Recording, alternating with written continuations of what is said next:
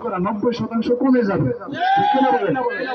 ল্যাংটা ল্যাংটা মেয়েরা চলাফেরা করে, কি পড়ে চলাফেরা করে না করে, এরপরে ধর্ষণ হইলে মনে করেন যে শেষ।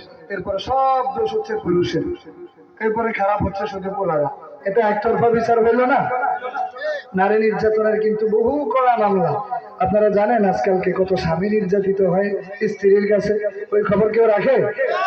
কত নারীর তরফ থেকে কত পুরুষ নির্যাতিত হয়, ওই খবর কেউ রাখে? আরে দূরে যাওয়া লাগবে না তো, আমি নিজেও তো জানি। আমার মনে করেন যে আমার নিজের কাছে একটা মেয়েকে তার মা নিজে পরিকল্পিত করে আমার কাছে বিয়ে দেওয়ার জন্য উঠে পড়ে লাগছে, আমার সাথে প্রেম করার জন্য।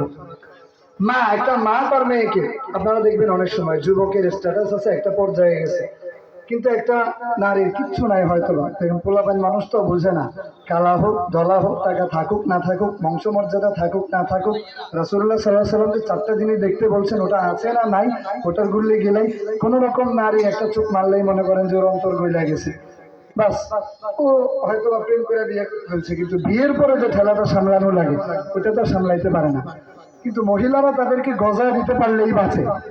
বহু নারী আছে তাদের মেয়ে দিয়ে ব্যবসা করে, আপনার কাছে তুলে দিতে পারলেই বাঁচে। বহু নারী আছে।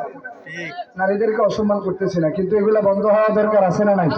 পর্দার বিধান জারি হবে, সব ঠিক, সব সমস্যার সমাধান। পর্দার বিধান জারি হলে সব সমস্যার সমাধান। কিন্তু এই সঙ্গীতে কিন্তু আমি নারীদের পক্ষে গাইছি। কিভাবে ওইটা একটু দেখেন।